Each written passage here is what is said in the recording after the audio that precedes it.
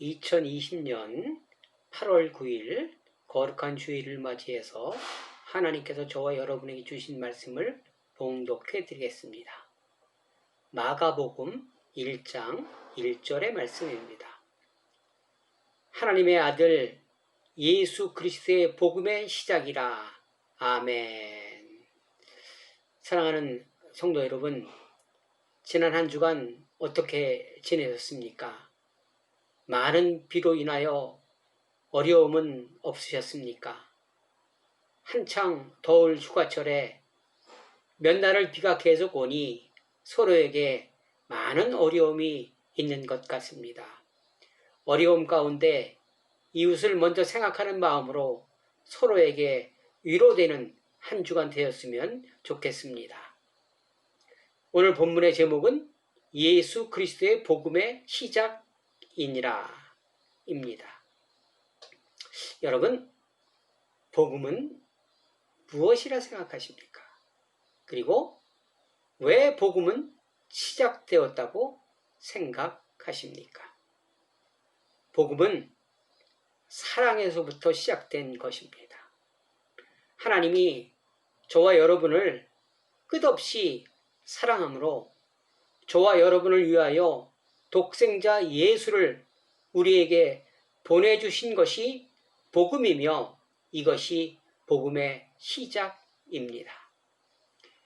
요한일서 4장 10절에 보니까 우리가 하나님을 사랑한 것이 아니요 하나님이 우리를 사랑하사 우리 죄를 속하기 위하여 화목 제물로 그 아들을 보내셨음이라. 이렇게 말씀하십니다. 저와 여러분을 사랑하는 마음에서 복음이 시작된 것이라는 것을 다시 한번 말씀하고 있습니다. 여러분, 이 복음에는 몇 가지 특성이 있습니다. 몇 가지 특징이 있습니다. 그 복음의 특징은 첫째로 하나님이 저와 여러분을 너무나 사랑한다는 것입니다. 하나님이 저와 여러분을 사랑하신다는 것은 매일의 일상에서 얼마든지 증명되고 있습니다. 해가 뜨고 공기가 있으며 나무와 풀 한 포기를 보더라도 알 수 있는 것입니다. 그리고 저와 제 주변에서 일어나는 일들을 통하여 알 수 있습니다. 초당집에 가면 나도 때가 있으리라 생각할 수 있고 그러면 그때를 준비할 수 있습니다. 문제는 관심을 가지고 본다면 언제나 누구에게 볼 수 있는 것이 하나님의 사랑이며 하나님의 복음인 것입니다. 둘째로 사랑과 복음은 절대적이 아닌 상대적이라는 것입니다. 데살로니가후서 3장 2절에 보니까 믿음은 모든 사람의 것이 아니니라 이렇게 말씀하십니다. 내가 아무리 사랑을 주려 하여도 상대가 받지 않으면 소용없는 것과 마찬가지입니다.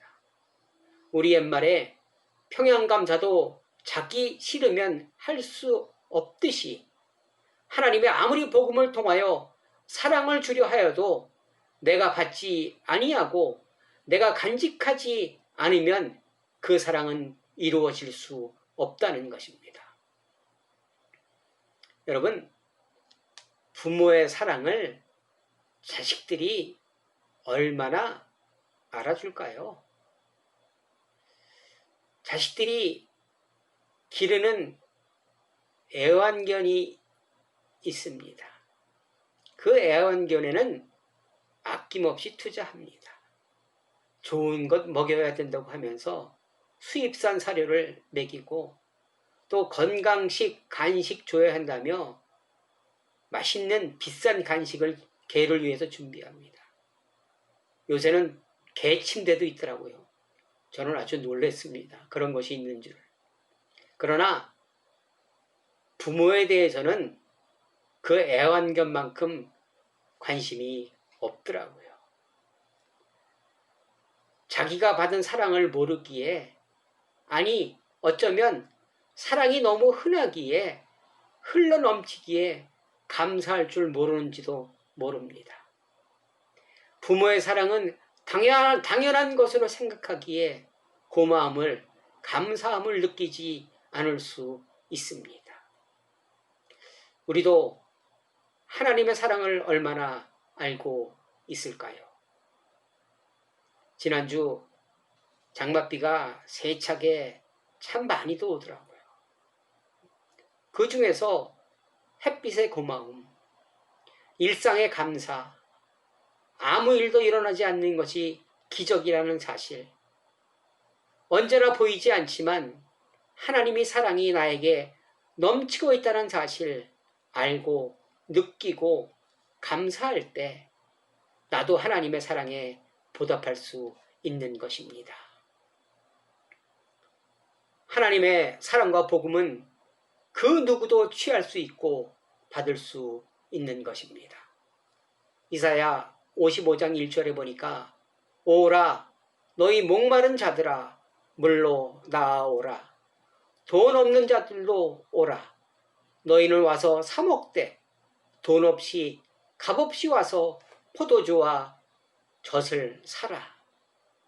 또한 마태복음 11장 12절에 보니까 세례 요한의 때부터 지금까지 천국은 침노를 당하나니 침노하는 자는 빼앗느니라. 아멘.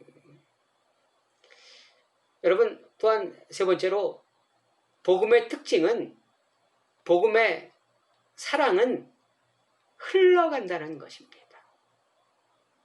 복음을, 사랑을 받은 사람들은 그것을 다른 사람에게 반드시 전한다는, 받은 사랑을 나도 실천한다는 것입니다. 누가복음 4장 43절에 보니까 내가 다른 동네에서도 하나님의 나라 복음을 전하여야 하리니 나는 이 일을 위하여 보내심을 받았노라 하시고, 예수님이 어느 동네에서 많은 이적과 표적을 보이시며 병자들을 고쳐주시고 떠나려 하니 그 동네 사람들이 가지 말라고, 여기 머물러라고 하는 간청에 이렇게 대답하신 것입니다. 또한 에스겔서 47장에 보니까 성전에서 흘러나오는 생명수가 대지를 적시고 그 물이 있는 곳에 살아남이 열매가 활력이 있는 것처럼 내가 받은 사랑과 복음은 나로 말미암아 가족에게, 이웃에게 흘러가면서 나로부터 시작하여 가족이 이웃을 살아나게 한다는 특징이 있습니다. 물이 높은 곳에서부터 낮은 곳으로 흘러가듯이 사랑은 사랑 자체이신 하나님으로부터 시작하여 낮은 곳으로 흘러갑니다. 사랑은 정체되어 있는 것이 아닌 살아있는 생명체와 같은 것입니다. 내가 받은 사랑, 나도 이웃에게 흘려보내야 하는 것입니다. 여러분은 자녀들이 몇 명이나 있으십니까? 저는 2명 있습니다. 그 중에 누구를 더 사랑하나요? 사랑은 내리사랑이라고 합니다. 첫 번째에서 둘째로 움직이더라고요. 마찬가지로 복음도 사랑도 움직인다는 사실 꼭 기억하시기 바랍니다. 복음은 하나님의 사랑으로부터 시작되었고 관심 있는 사람은 그것을 받고 누리기에 풍족한 삶을 살게 될 뿐 아니라 그 사랑을 이웃에게 흘려보낸다는 사실 꼭 기억하시며 받은 그 사랑 간직하시고 흘려보내는 저와 여러분 되시기를 주님의 이름으로 간절히 축원합니다. 아멘. 둘째로 복음과 사람들이 복음과 사랑을 오래 간직하지 못한다고 합니다. 사람들이 이렇게 얘기를 합니다. 받은 사랑 흘려보내라고 하는데 어떻게 간직할 수 있나요? 여러분, 샘물은 계속 샘솟아나는 법입니다. 염려하지 않으셔도 됩니다. 복음을 간직한다는 것은 하나님의 사랑을 간직한다는 것이며 이것을 잘 간직하며 잃어버리지 않으면 하나님이 기뻐하시는 삶을 살아갈 수 있을 텐데 우리는 이것을 간직하지 못하여 잃어버리고 또한 어떠한 사건을 통하여 다른 길로 가는 어리석은 사람들이 될 수 있습니다. 하와가 뱀의 유혹에 넘어가 하나님의 사랑을 간직하지 못하고 에덴 동산에서 쫓겨난 것처럼 말입니다. 저는 저와 여러분이 복음을 간직하지 못하는 이유를 몇 가지 말씀에서 찾아보았습니다. 이 말씀 외에도 다른 말씀도 물론 많이 있을 것입니다.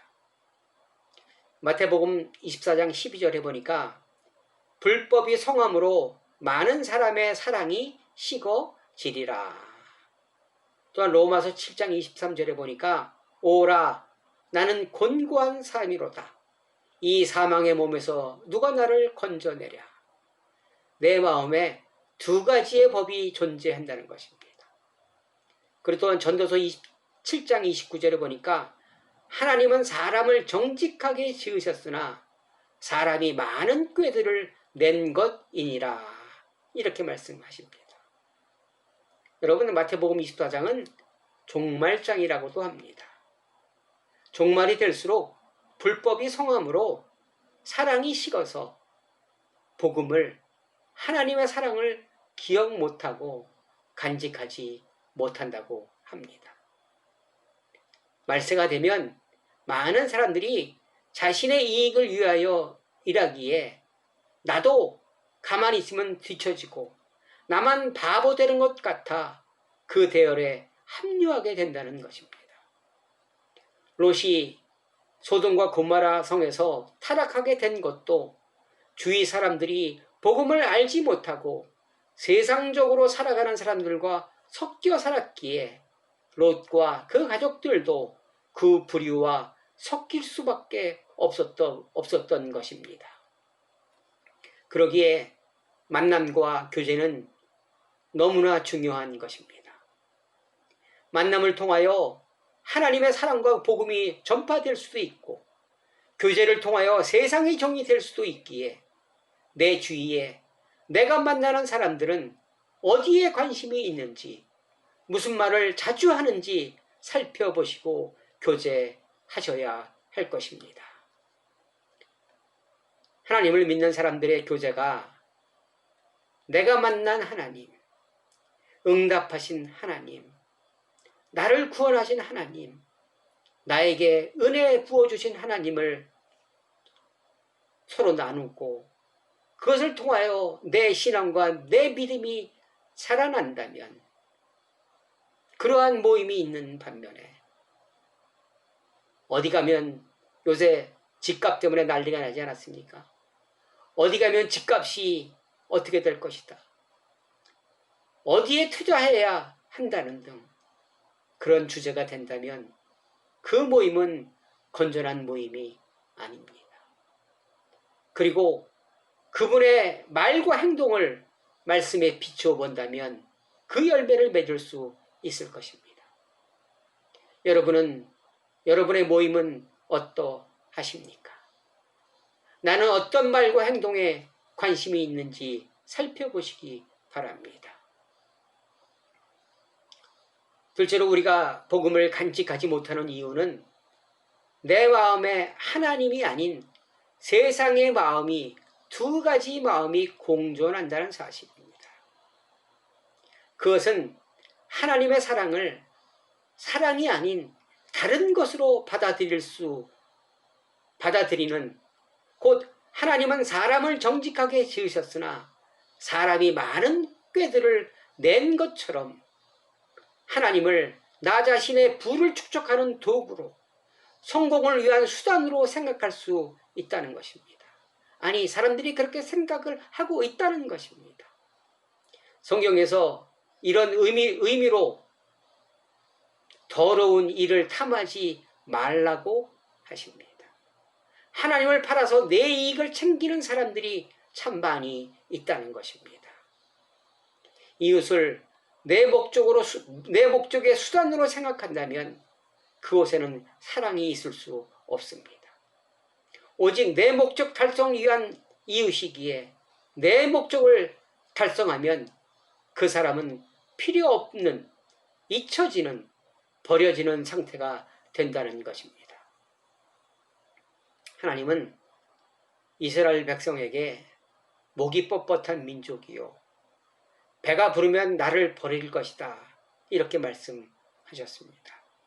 왜 그렇게 말씀하셨을까요? 이스라엘 백성들은 하나님을 사랑의 대상이 아닌 나를 부자로 만들어주는, 내 소원을 들어주는 그러한 신 정도로 생각했고 그 마음을 하나님이 너무나 잘 아셨기에 이런 말씀을 하신 것입니다. 그러기에 그들은 내가 원하고 배부르면 하나님과의 관계가 멀어질 수밖에 없었던 것입니다. 사사기에 보니까 계속 반복되는 말씀이 여호와 목전에서 악을 행하였다라는 말이 반복됩니다. 배부르면 살만하면 하나님을 떠나는 것이 습관이 된 삶을 살아가듯이 나 혹시 여러분은 이런 삶을 살아가고 있지는 않은지 생각해 보아야 할 것입니다. 여러분, 보이스피싱이나 또 어떠한 사기 목적으로 나에게 접근하는 사람들이 있습니다. 그런 사람들은 나에 대해서 사랑 손톱만큼도 없습니다. 오직 자신들의 욕심을 채우기 위한 수단으로 나를 생각하기에 원하는 것을 얻었을 때 바로 사라집니다. 흔적도 없습니다. 사무엘하에 이런 것을 대표하는 말씀이 있더라고요. 바로 암논과 다말의 사건입니다. 사무엘하 13장 16절에 보니까 다말이 그에게 이르되 옳지 아니하다. 나를 쫓아보내는 이 큰 악은 아까 내게 행한 그 악보다 더하다 하되 암논이 그를 듣지 아니하고 이렇게 기록되어 있습니다. 암논은 다윗의 아들인데 이복 동생 다말을 성욕의 수단으로 생각하고 자신의 욕심을 채우고자 다말을 성폭행한 사건입니다. 그러기에 자신의 욕심과 목적을 달성하였기에 수단으로 쓰여진 이 다말은 그냥 버려진 것입니다. 이런 사건은 저와 여러분이 살고 있는 이 세상에서 매일 볼 수 있는 사건이기도 합니다. 여러분과 하나님의 관계는 어떠하십니까? 하나님은 진정 나를 사랑하기에 모든 것을 전부 주셨습니다. 그러나 우리는 하나님의 사랑을 이용하지는 않았는지, 하나님이 나와 함께 하시며 나를 사랑하는 마음에 관심을 갖고 있는지 생각해 보아야 할 것입니다.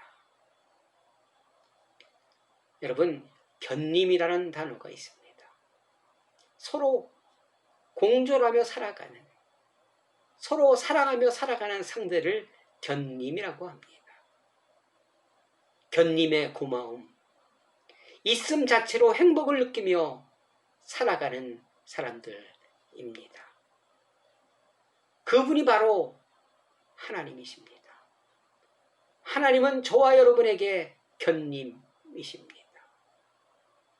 그리고 가장 큰 사랑은 사랑의 힘입니다. 가장 큰 힘은 사랑의 힘입니다.